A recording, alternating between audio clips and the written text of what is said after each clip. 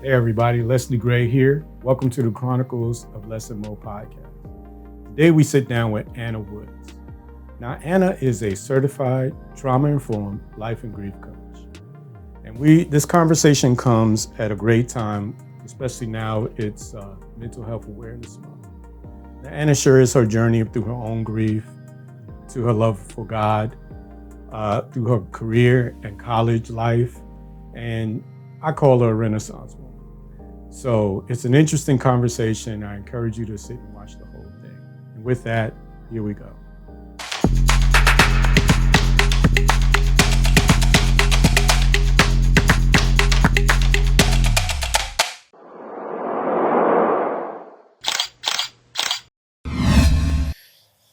Hey, Anna. Hey, Les. Welcome to the Chronicles of Les Mo. Why, thank you. I'm excited to be here with you guys. I really appreciate you coming to sit with us. No problem. Glad to share. Good. So you know the formula, right? We try to, have conversations with people we love and are interesting and asking them to just kind of like share their story in sort of like a timeline. Okay. Right. So, but before we, really get started, I wanted you to share a little bit about yourself. How do you describe yourself? I guess it's a good question. Well, I am, of course, a wife, a mother, and a woman of faith. Mm-hmm. And I would probably describe myself as curious, transparent. And I believe I have a sense of humor that most people don't see. Because I'm serious and focused and intentional with my time and what I do. So that brings about a bit of seriousness. So there is a sense of humor there. Well, that's always good. Yeah. That's always good, right? Yeah, absolutely. So I think I wanted to start with a little bit about the most recent successful thing to celebrate in your life right now. And recently, I had a birthday. You had a birthday? Well, that's one. I was thinking about the degree. Oh, wow. Yeah. Well, I've always wanted a master's in advanced education. Mm-hmm. And based on this journey, which I'm sure we'll talk about a little further into this, at this time in my life, the master's in ministry just made perfect sense for where God has me or had me at that stage. And so it was exciting. It was challenging. Now, how long did it take to the whole year and a half? 18-month program? 18-month program. Yeah. And the school? Warner University. It's a small Christian university just west of here. Gotcha. Yeah. All online? All online. Yeah. That self-study can be tough, right? Discipline. It requires discipline. And a master's program, as you know, lots of writing, lots of projects. Yeah. And so, but very enjoyable. It was an opportunity to apply all of my corporate experience into what it means in the biblical text, and then take my life and put it on a microscope. Yeah. And look at it very differently from what I have really been taught. And so all of that has been quite a journey for me. So me and you, I'm going to talk about your career a little bit, but I'm going to set it up a little bit. Okay. Right? Okay. So me, when I joined the church, we had some of a history before I joined the church through Mo. Correct. But when I joined the church, Darren and I became fast friends. Correct. But that's when you left your job at what's this? Albertsons. Albertsons. That's left correct. your job. That's correct. And I didn't know, but I said, "Hey, Darren, I know your Anna is left. If she wants to maybe get another job or something, then I know this guy at TG Lee who might be there, right?" Yes, I remember that. Yes. And I didn't know your position. I didn't know your career or anything like that. I just said, well, let me just see if I can help a brother out or something like that, not knowing everything. Darren thought that was cool, but that's how we became fast friends. But I wanted you to share a little bit about your career. So I started with Albertsons in an entry level position at a very young age. And my parents have always taught, you want something, you got to work for it. Right, You know, right. hard work will yield rewards. Mm-hmm. And so I stuck with it. Albertsons actually moved me here to Orlando. Mm-hmm. I went on a fast track leadership program Mm-hmm. and landed my first position as a what we would call store director Okay. in Bay Hill, which is in Dr. Phillips. Right. And from there, I managed or was store director of several different stores on that track. And at the end of my career, I had 22 stores that I led from here to Pensacola. So I did a lot of traveling. So imagine me coming along saying, "Hey, does your wife need a job?"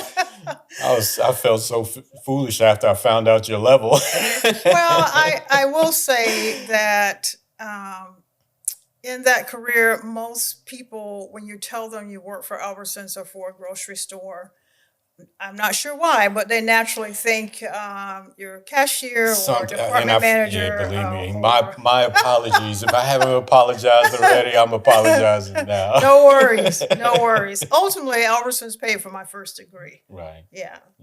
They were the source and the foundation of finance. My first degree. And your first degree is in organizational leadership. Gotcha. Yeah. Yes. And where'd you get that from? Same place. Same place. Same place. Okay. All right. But not online. Not online. I had to go to class.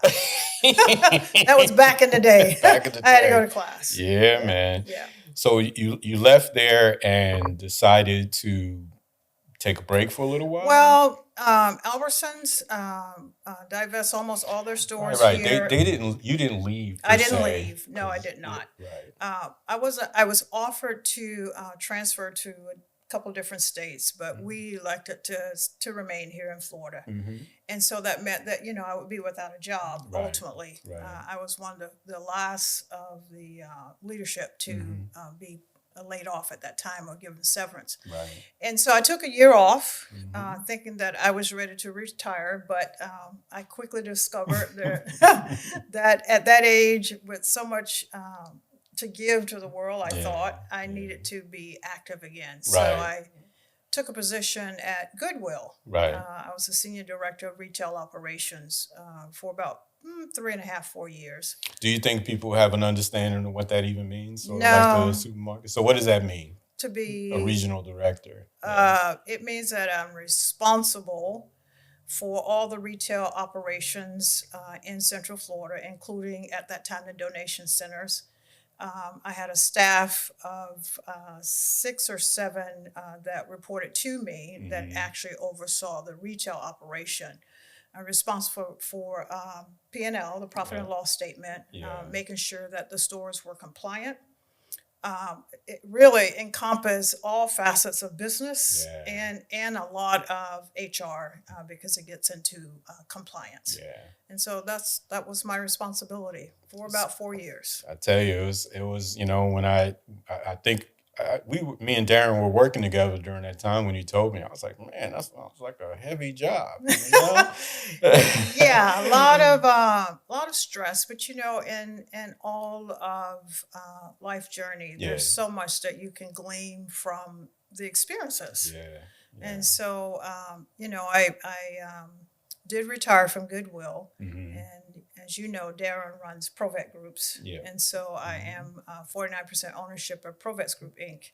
And so he's always been an entrepreneur, which means that my father was an entrepreneur, and so I do have a little bit of that in my spirit myself. So I support him today as well as the coaching that I do. So we never really retired. No, I don't think you ever really retire. You just are drawn to what's in your heart. Yeah. I mean, we talk about it. It's service. It's service. It's some form of service. Yeah. You're adhering to God's calling in some way or another. And so that's a good segue point. And my question is, when did you first fall in love with Jesus? That is such a great question. I think falling in love with Jesus is a continuous journey. And I think at every stage of my life, my love for Jesus has deepened. right? Yeah. So I was baptized at a young age, Mm-hmm. and at that time, I'm sure I had no idea what John 3:16 meant. For Right. God so loved the world, He gave His only begotten Son. Mm-hmm. And so at this age, my father used to say, "You got to know God for yourself. You have to know Right. Jesus for yourself." Right. So I now understand and can comprehend what John 3:16 means, and I know Jesus for myself in a very intimate way. Right. And so I do believe that this last 15 years or so of my journey has Mm-hmm. been about how to know Jesus for yourself Mm-hmm. and grow a most intimate relationship with Christ. Yeah. And so, so I've known Him all of my life, but I know Him more intimately today than I ever have before. Yeah. So, but it's a journey. Do you think along the along your journey that there was a moment where you can identify that was kind of like a transition from, like almost a inflection in your relationship with him? The way that I put the question before is like, was there a certain behavior that wasn't quite Christ-like, and then after a certain point, you were like, man, he is transforming. Of course, of Mm-hmm. course. I think those moments come all of our lives, right? Mm-hmm. But I think the critical point was, you may or may not know, when I had my last child, it was a near death experience. No, I don't. Yeah, and I think now that's part of what drives my passion for maternal health. Yeah. But I nearly hemorrhaged to death, and now I know that is the top 3 leading causes of death in maternal health. Right. And so, in that instant, as I lie after delivery, with the doctors not really understanding why I was hemorrhaging in the way that I was, my husband called my parents and my pastor, then her pastor, really, at Macedonia in Melbourne. Mm-hmm. My oldest daughter was actually present. She'll graduate next month as a nurse midwife, and I believe all of this is connected. Yeah. And so, as I lied there with the doctors not really understanding what was happening, and prayer was happening in the atmosphere, right? Right. The spiritual war was on Right. for my life, Right. right? For Right. this bleeding to stop, that no one could tell what was happening. Right. And so I went to have a full body scan, and the bleeding stopped. Wow. And so And I didn't know that actually still makes me emotional, because it is in that moment that you realize that God is real. Mm-hmm. There's a higher power always operating, Mm-hmm. and that prayer changes things. Yes, it does. Yes, And it so, it altered the way that I live my life, right? I cherish the moments that I have, and I just want to be a better human being, right? That's awesome. I just want to be a more compassionate human being. And I think when we have these near-death experiences, for those who've had those, this was actually my second, it changes your life. Yeah. It changes how you see life. Right. So yeah, there are those moments. It's we both know Pastor Thomas from Antioch. Yes. And he used to go out, take the bus intentionally and kind of just minister to people on the bus and have an impact. But he and I used to have discussions about the proof of God, right? And and part of the conversation I remember is that this is how we know God exists. Yeah. What He does Yes. to us. Yes. Not that I need to see the ocean depart, Right. split or anything like that, but the impact He has on us, that is a material and visible change in our life. Yes. It's Yes. proof. It's proof. That He exists. Yes. And that sounds like one of those stories. Well, absolutely. That sounds like one of those moments. Absolutely. And that's awesome. And I know it's, it's driven all of the things that's come Yes. after. Yes. And that was 25 years ago. Right. A little over 25 years ago. So I'm going to jump forward though, right? Because after Goodwill, You still work. You're still doing work for ProVets, of course, as needed. Yes, as needed. But then you went on another journey. I did. I just look at life as a continuous journey, right? And that we have to be open and curious to what God puts in our path. Yeah. And so at the Goodwill, my mother died shortly after that. And that was another critical moment in my life. Very,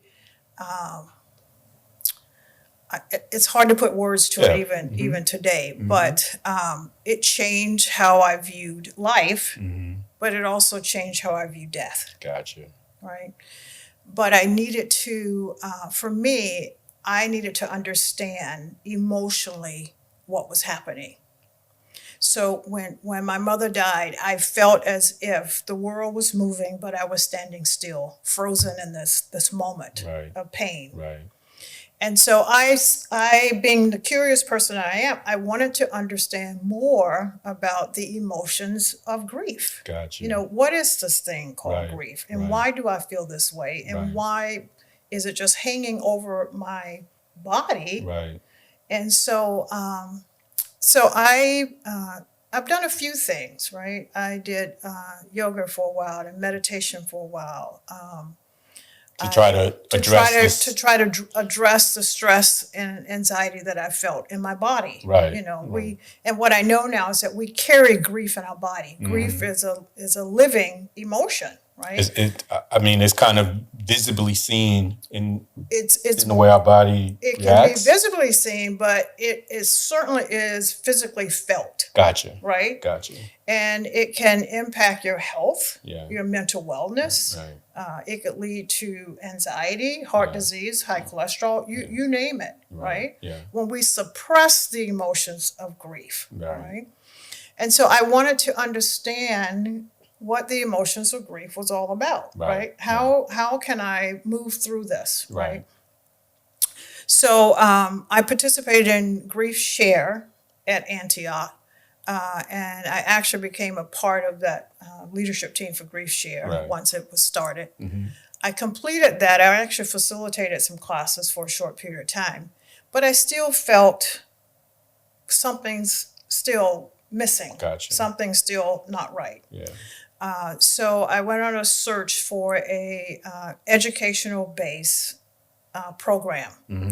And I found the grief recovery method, which is actually educational based, but is also evidence based. Okay.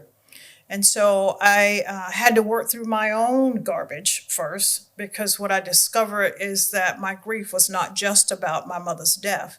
My grief was about a lifetime of loss that had gone unprocessed, that was just stuck, right? You know, how we push things aside, push them down, and they're having an emotional impact on us, and we don't acknowledge it. Yeah. We just kind of keep moving through life. Yeah. And so so I had to work through that for myself. So I did an intense 4-day class. Yeah. And at the end of that 4-day class, I became a certified grief recovery specialist. Okay. So that was my first stop. From there, I gained a certification as a life coach. Because in this journey, I don't want to do harm, right? You want to understand and be able to articulate and help people without doing more harm. And that was important. So you went through the class, but when you started the class, was that the intent to coach or do for other people, or just find the grief recovery class, the initial intent was to help myself. Help yourself, right? Yeah. Unless we're straight. Yeah. It's kind of hard to support someone else, right? Yeah, yeah. So I needed to deal with me first, right? Mm-hmm. I need to understand my emotions and what was happening with me and how I moved through the grief that I was experiencing. Right. So the initial intent was to help me, right? And in return, I'm able to help others. Yeah. And so that's where the life coaching came in. Yeah. And I recently also finished a certification through Florida State University as a trauma-informed coach. Yeah. So I'm now a trauma-informed life and grief coach with a master's in ministry. Wow. Yeah. Yeah. I mean, some would say Renaissance Oh, one, well. right? I know the journey is the journey, The right? journey, yeah. It's continuous, It's continuous. but it's definitely impressive. Yeah. So you've had a chance to help a number of people along the way. I have, I have private clients. I don't do much private grief coaching anymore, but I do public speaking workshops. Right. I've hosted some community talks at Canterbury Retreat here Okay. in Oviedo, where people can just come in and just kind of get a glimpse of what grief recovery is all about. Yeah. And I have this personal motto that if I just reach one, then I've done what I've been sent to do. Yeah. So each time I speak, I reach one. Right. And then from that one, there's another one. So, Yes. My last speaking engagement was in Tallahassee a couple weeks ago. It was called Healing Mother Wounds. Okay. It's a grassroots organization. Shout out to them. Shout out. Okay. They're doing great work. It was their first inaugural workshop, but I reached one that called me yesterday. Okay. And I'll appear on that show coming up here in the next couple months. So I feel like God does that for some of us, right? Because Yes. He'll leave the sheep and go after the one, right? Yes. So yes, that's yes, awesome. just That's one. awesome. Just So, do you think that this part of this journey in your life is God's way of I don't know how to put this, right? So God uses us to accomplish His will in so many different ways, and I've seen some of your classes, I've taken pictures at them and everything, and it's very emotional. But there's a lot of hurting people out there, Oh yeah. and this thing about being stuck or grief and what we think we know Right. about it Right. and what you have learned Right. has really kind of bridged the gap through some of our discussions.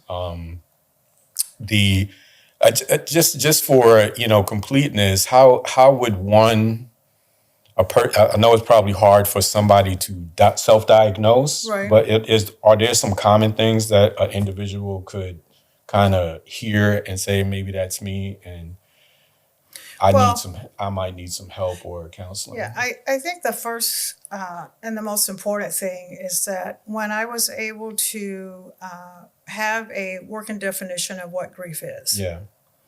then I was able to unpack my own grief. Mm-hmm. So let's start with what the definition of grief is.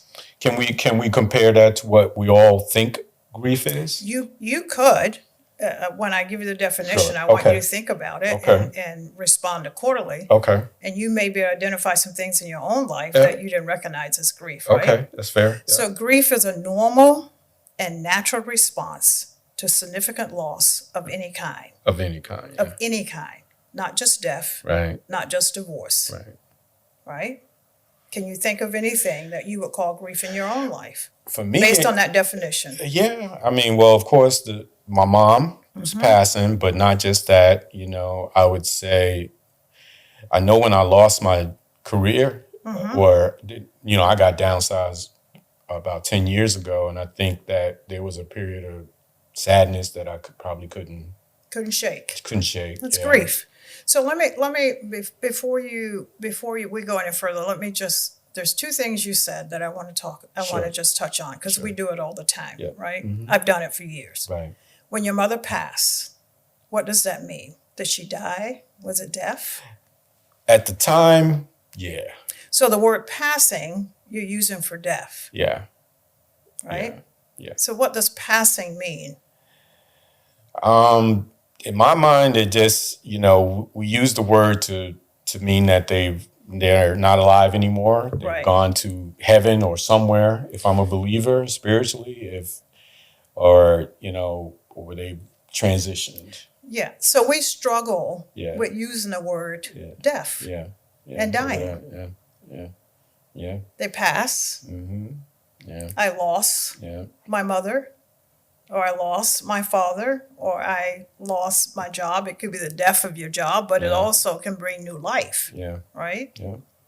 So terminology really does matter. Yeah, I would say that the feel, even trying to answer that question is kind of like battling the learned terminology of these things, and and really calling it what it is hard. It's hard. It's hard. Very hard. So, very hard. I know that me and my sisters, I know that we still struggle with remembering the folks that have passed in our lives with fondness versus sadness. Right. Right. And Yeah, but you know what? The thing with grief is that fondness, joy, and sadness can all coexist. Yeah. And it's fine. Yeah.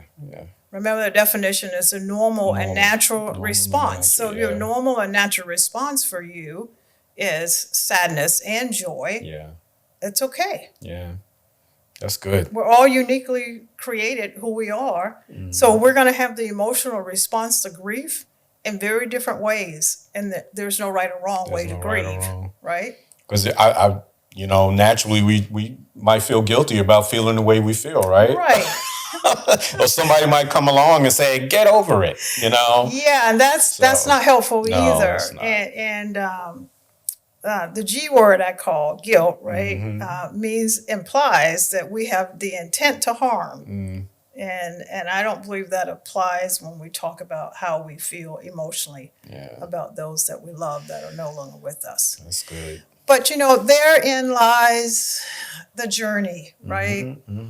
It's because I was stuck in grief and grieving because there's so many myths and misinformation, A, about what grief is, and B, about how we should grieve, right? What's right or wrong, right? What's the etiquette for grieving? Well, there isn't any. Right. That's what I know now. Yeah. There's no etiquette. There's no right or wrong. Grief never ends. Yeah. Does it get lighter with time? Yes, but that requires hard work. Yeah. Right? Yeah.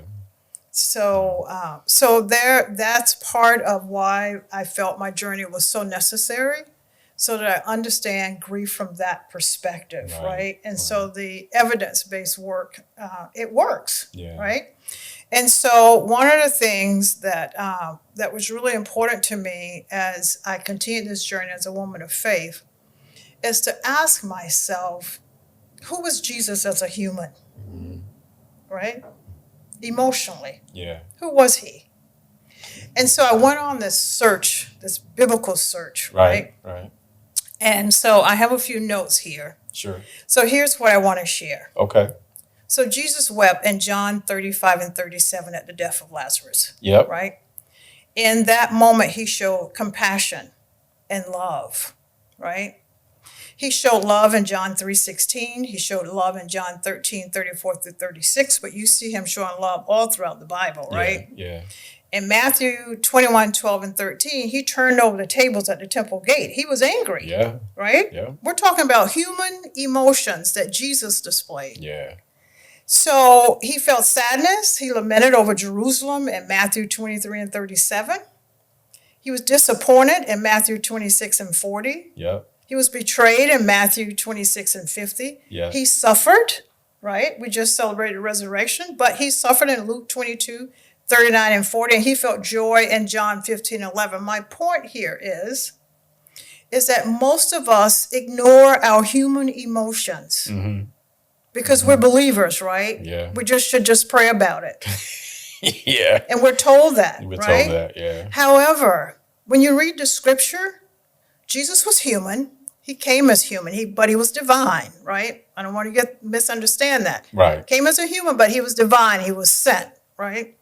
He also displayed every human emotion that every one of us have. Yeah. So why can't we? Even fear, right? Even fear. So knowing who he is and where he's going and what's going to happen, he still was afraid. He still was afraid. He knew he was going to raise Lazarus from the dead, but he still was filled with sadness. Yeah. He wept. So why do we suppress our tears? Why do we suppress our own emotions? Man, it's conditioning. Yes. Of the conditioning of the world. Yes. And we know that we know where that's from. So. Yes. So when I was able to, and this has been part of my journey, right? When I was able to wrap my mind, my soul around the fact that Jesus wept, he came as a human. I too am a human. And how does that relate to us right now? Yeah. In this climate of so much stress and anxiety, Oh, yeah, right? yeah. How does that relate to us? It tells me that we can be human. Yeah. We can weep. We can feel sad. We can be disappointed, but we have to pick ourselves up, Yeah. right? Yeah. We have to keep moving. We have to learn from those experiences. Yeah. And so that's why the evidence-based program was so important for me, Yeah. is that it's based on the facts, right? Yeah. It's That's huge. I think that, we've talked about this from time to time, but I know it's helped me in the past. I haven't taken your class or anything, but I mean, but our conversations I've had, from time to time has had a lot of impact, and I've shared these things along the way as best as I've been able to. right.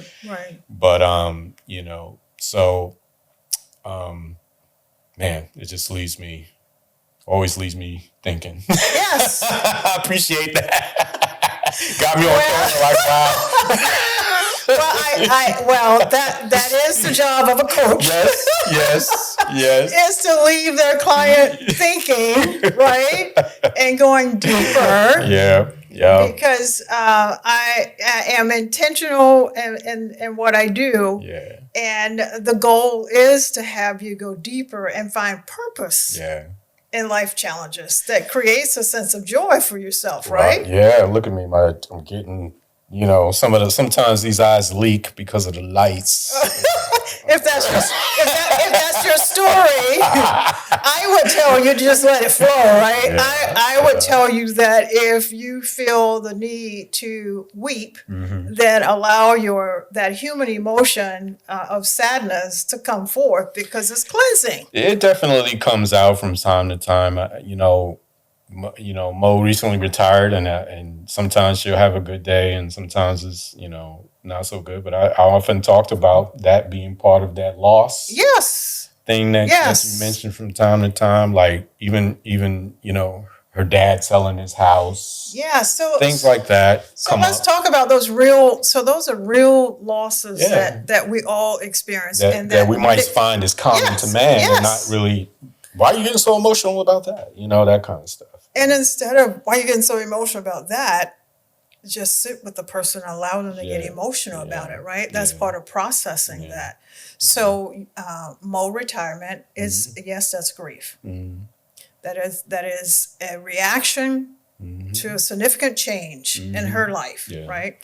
Your father moving, that's grief. Relocation is grief. Selling his house that he's lived in for years, that's grief, right? Yep. So all of these things that we experience all of our lives that we don't associate with grief, it's grief. So I know, is there any, without sharing too much information, is there any one particular example that you can say before this person was this before the grief counseling and after? Sure. There are some testimonials on my website that are public testimonials, but I will use Janae Lewis because it was probably the client that has had the most impact on me. Okay. Right. It's that when she came to grief recovery, she initially thought it wasn't for her. Right. Right. Because she thought grief was just about death. Yeah. Right. Yeah. And so after 2 weeks or so, what she realized is that it was not just about death, and she indeed needed to be in the class. She had extreme, she talks about her anxiety and stress and the pain in her chest that she felt that she just didn't know where it was coming from. Well, the grief recovery method helps you to walk back in your life, not stay there. Right. But you got to go back there. So you begin to unravel some of the things that have happened in your life that renders you in the state that you find yourself in. Right. And so Janae and her husband had tried for years to have a child. And so about, I think, 6 weeks into grief recovery, Janae was really quite resistant at times. You're coming to class. Right. But about 6 weeks in, just before she completed, it's a 7-week course, she found out that she was pregnant. Wow. Yeah. And so they were finally able to have a baby. I think the baby's 3 now and doing great. But she herself attributed that to the fact that she was carrying so much grief and so much anxiety and so much stress. And we know that grief, it will lock your body down, right? Yeah. It's heavy. Yeah. Right. I mean, so it's a so burden. whatever is affecting you mentally affects you physically. Yeah. And so her grief had really taken a toll on her life. Right. And so she would be one of those folks that I would say have made tremendous stride. But know that grief is a journey, right? There's no one size fit all. There's no one thing cure all. It's working through your own individual grief. Right. So sometimes what worked for one person doesn't necessarily work for another because we're all different. Right. If I had to I want to put a link just because I think this conversation and subject is very important, but I want to put a link in the video to somewhere where people can find out information if this resonates with them.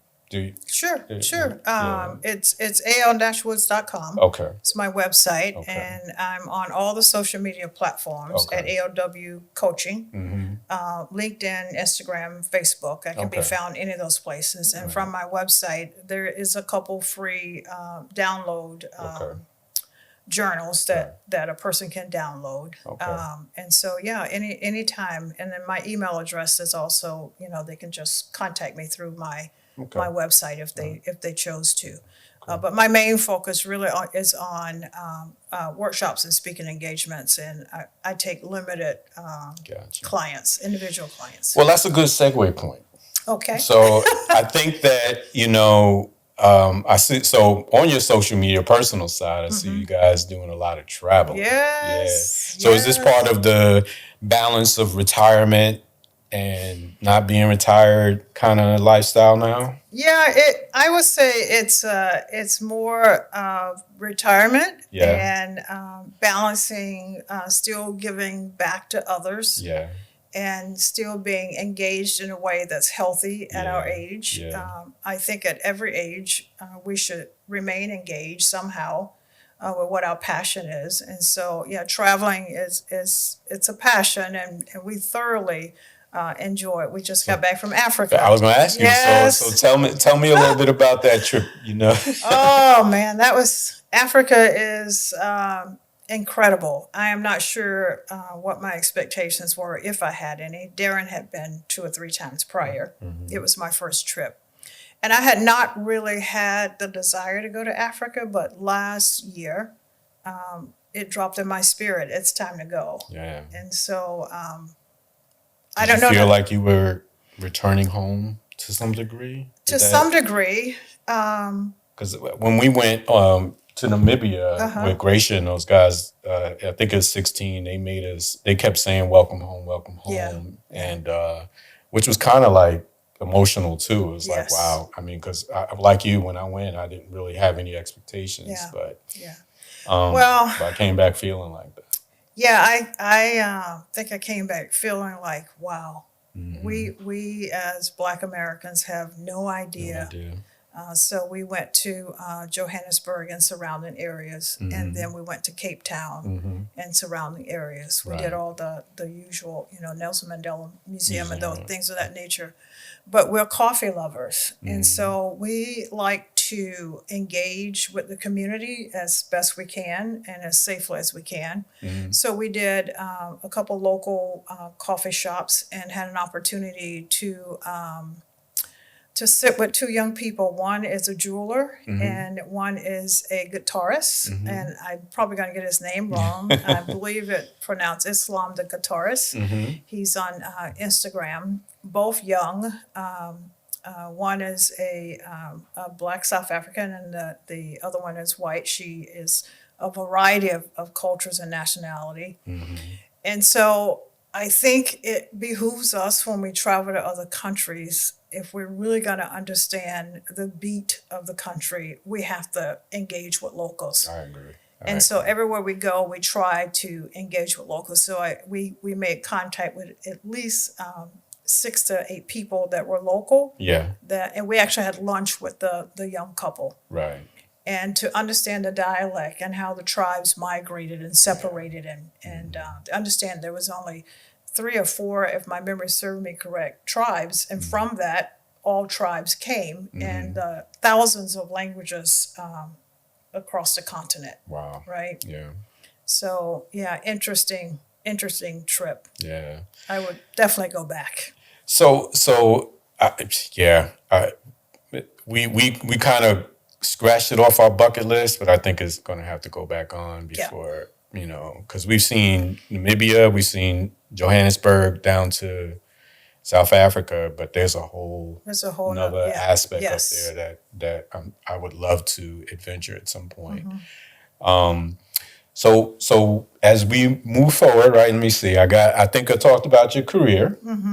I talked about the where you are on your journey right now in terms of the grief recovery. Your travel. What we also like to talk about is creative side of people. I mean, art, or in that, do you have a creative outlet, would you say? I guess I do. I mean, I think marketing is creative, right? I do all my social media stuff, good, bad, or indifferent. I, created my own logo, which is my initials.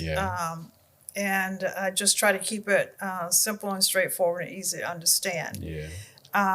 So not a whole lot of creativity in the way of what we view today as creative. Well, I think there's, I follow you, so I see your pictures, as a photographer, I see the way you I see what you see, right? So that's how sometimes we look at it, is like the camera sees what we see, and sometimes it shows you what you don't see. That's interesting. Right? So when we look through the lens, our naked eye may see a scene one way, but through the lens, it looks very different.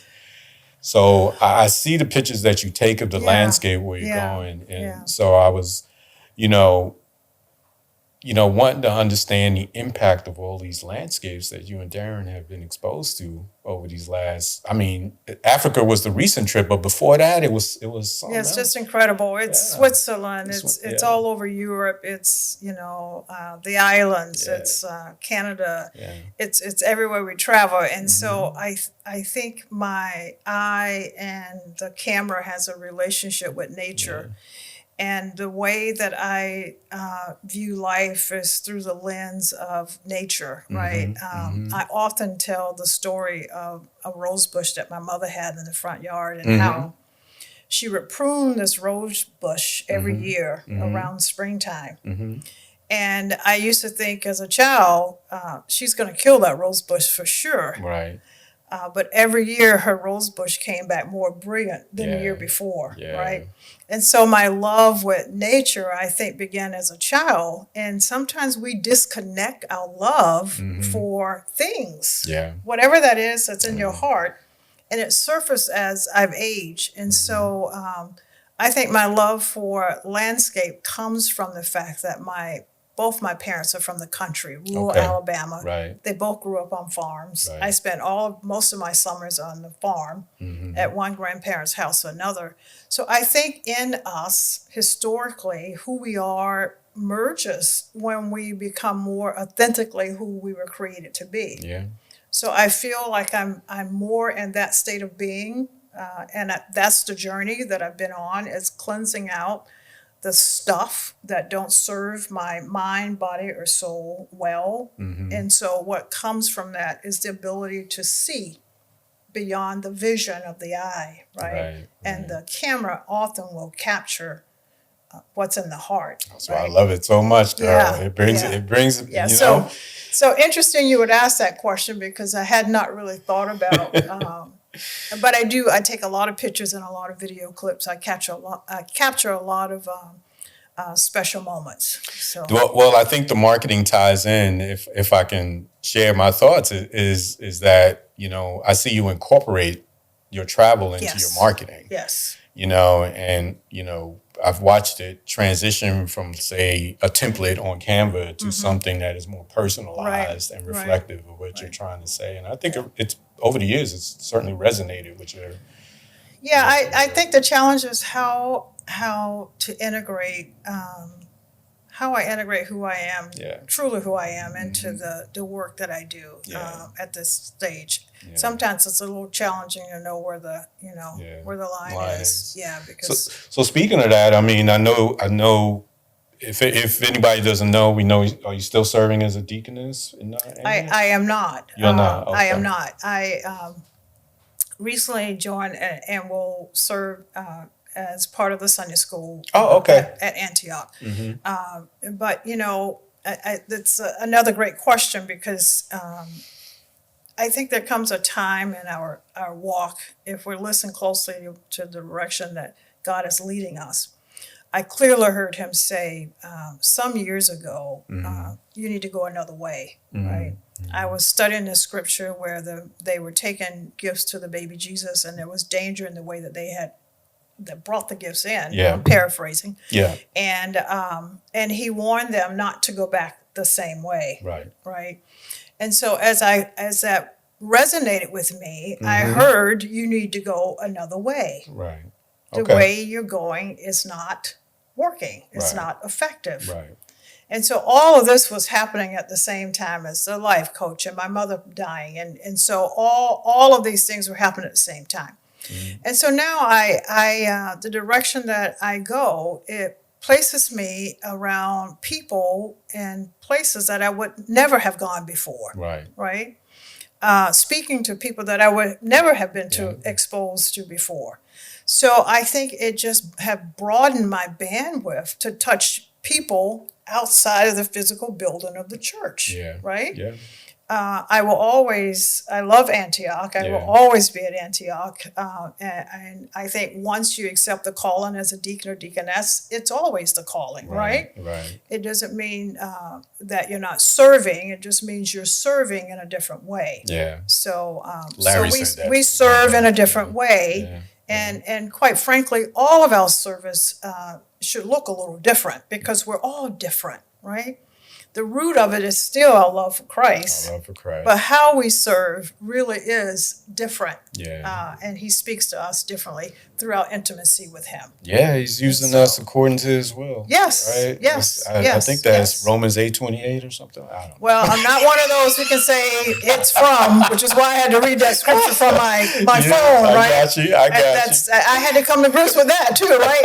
He doesn't give it to us all the same way, right? No. You take Larry can quote. Larry will quote you in from a minute. Here to there. Yeah, that's not my gift. That's right. And so I try to stay in my lane. It works better that way. Yeah. Yeah. So let's see. We got career. Yep. We got God. I think your salvation story, your creativity, and your career now. I'll say, for lack of a better word. For lack of a better word. Yeah. And so what's next?